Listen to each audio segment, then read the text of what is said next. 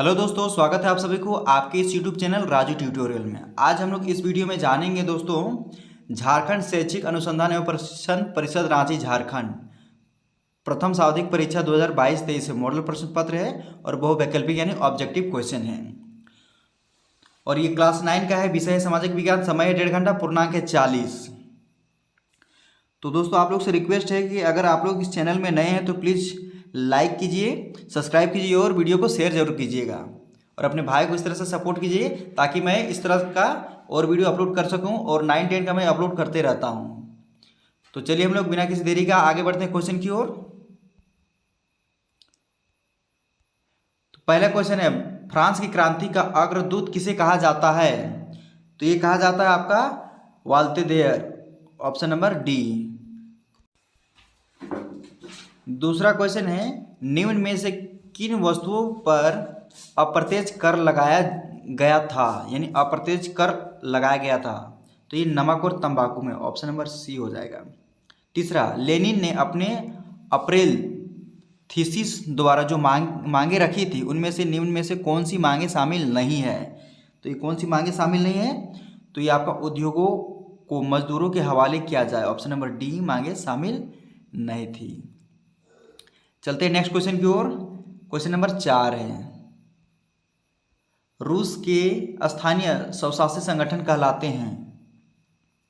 तो ये आपके कहलाते हैं सोवियत, ऑप्शन नंबर बी। और ये 5वां नंबर में है, धुरी सत्या किन देशों को कहा जाता था? तो धुरी सत्या किन देशों को कहा जाता था? तो ये आपका हो जाएगा जर्मनी, इटली और Japan, option number C. Next question की ओर बढ़ते हैं। 6ठा नंबर में 6 में है, किस संधि द्वारा जर्मनी पर कठोर एवं अपमानजनक शर्त थोप दी गई थी? तो ये आपका थोप दी गई थी वर्साई की संधि पर, ऑप्शन नंबर सी। 7 का, 1864 में किसने भारतीय वन सेवा की स्थापना की? तो ये आपका क्या थे? ब्रैंडिस ने, ऑप्शन नंबर ए। 8 का, कलांग कौन थे? तो कलांग आपके थे कुशल लकड़हारे थे, यानी लकड़ी काटने वाले, ऑप्शन नंबर बी। नेक्स्ट में आते हैं 9 नंबर में, बुग्याल क्या है? तो बुग्याल आपका है ऊंचे पहाड़ों पर स्थित घास के मैदान, ऑप्शन नंबर ए। 10वां, दुनिया की आधी से ज़्यादा चरवाहा आबादी कहाँ रहती है? तो ये अफ्रीका में रहते हैं, ऑप्शन नंबर डी में। 11, निम्नांकित में से कौन समकालीन दुनिया में सरकार का सबसे लोकप्रिय रूप है? तो ये आपका रूप है सैन्य शासन, ऑप्शन नंबर ए हो जाएगा। नेक्स्ट में आपका है 12 नंबर, इनमें से कौन सा तर्क लोकतंत्र के पक्ष में अच्छा नहीं है? तो ये लोकतंत्र का पक्ष में अच्छा नहीं है, ए नंबर में है। लोकतंत्र मतभेदों और टकराव को संभालने का तरीका उपलब्ध कराता है, सही बात है। लोकतांत्रिक सरकारें लोगों के प्रति ज़्यादा उत्तरदायी होती है, ये भी सही है। सी, लोकतंत्र बेहतर निर्णय लेने की संभावना बढ़ाता है, ये भी सही है। डी में है, लोकतंत्र नागरिकों का सम्मान नहीं बढ़ाता है, ये गलत है, ऑप्शन नंबर डी है, सही हो जाएगा। वीडियो को दोस्तों ज़्यादा से ज़्यादा शेयर कीजिए और अब लाइक और कमेंट जरूर कीजिएगा और सब्सक्राइब भी कर लीजिएगा साथ में। 13, संविधान की आत्मा किसे कहा जाता है? तो प्रस्तावना को कहा जाता है, ऑप्शन नंबर ए। 14, दक्षिण अफ्रीका का लोकतांत्रिक संविधान बनाने में इनमें से कौन सा टकराव सबसे महत्वपूर्ण था? तो ये आपका सबसे महत्वपूर्ण था गोरे अल्पसंख्यक और अश्वेत बहुसंख्यकों का, ऑप्शन नंबर सी। 15 में झारखंड विधानसभा सीटों की संख्या कितनी है? तो ये 81 है, ऑप्शन नंबर बी। 16 क्वेश्चन है, राष्ट्रीय मतदाता दिवस कब मनाया जाता है? तो ये आपका मनाया जाता है 25 जनवरी को, ऑप्शन नंबर डी। 17, वर्तमान समय में भारत के राष्ट्रपति कौन है? तो ये द्रौपदी मुर्मू जी हैं, ऑप्शन नंबर बी। 18 का, निम्नांकित में से कौन भारतीय संसद के 2 सदन हैं? तो ये आपके लोकसभा और राज्यसभा, ऑप्शन नंबर सी हो जाएगा। नेक्स्ट में आते हैं 19 नंबर में।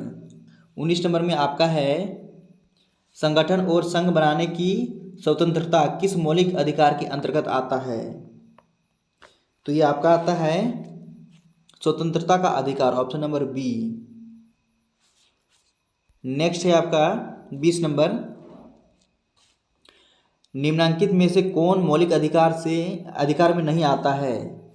तो ये आपका मौलिक अधिकार में नहीं आता है तो जातिगत भेदभाव का अधिकार, ऑप्शन नंबर डी। 21 नंबर में है, भारत का क्षेत्रफल विश्व के क्षेत्रफल का कितना प्रतिशत है? तो 2.4%, ऑप्शन नंबर बी। 22 में, निम्नलिखित में से कौन हमेशा बर्फ से ढका रहता है? तो ये महान Himalaya, option number A. Next में आपका 23 नंबर, उत्तरी मैदान किन नदियों से बना है? तो ये आपका बना है गंगा, सिंधु और ब्रह्मपुत्र से, ऑप्शन नंबर डी। 24 प्रायद्वीपीय नदियां होती है, तो प्रायद्वीपीय नदियां में वर्षाकालीन जल प्रवाहित होती है, यानी कुछ महीना में ये वर्षा ऋतु में ही सिर्फ उसमें जल बहता है। 25, निम्नलिखित में से कौन सी लवणीय जल वाली झील है? तो ये सांभर झील, ऑप्शन नंबर ए हो जाएगा। नेक्स्ट में आता है 26 नंबर में, निम्नलिखित में से कौन जलवायु को प्रभावित करने वाला कारक नहीं है? तो ये मौसम समाचार, ऑप्शन नंबर डी। नेक्स्ट में 27 में, भारत में मानसून का आगमन कब होता है? तो भारत में मानसून का आगमन होता है जून के प्रारंभ में, ऑप्शन नंबर बी। 28, नागफनी किस वनस्पति क्षेत्र में पाई जाती है? तो कटीले वन तथा झाड़ियों के क्षेत्र में, ऑप्शन नंबर सी। 29 में, भारत में लिंगानुपात के संदर्भ में कौन सा कथन सही है? तो ए, पुरुष और महिला दोनों की संख्या बराबर है, ये गलत है।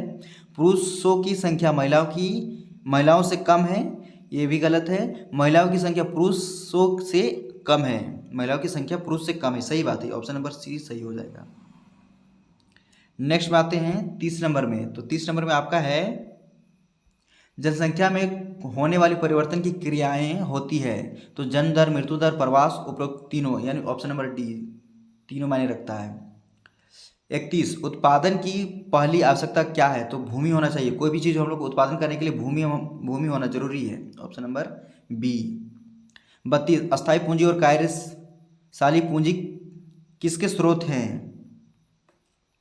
तो ये आपके स्रोत है भौतिक और मानव पूंजी दोनों की, ऑप्शन नंबर सी हो जाएगा।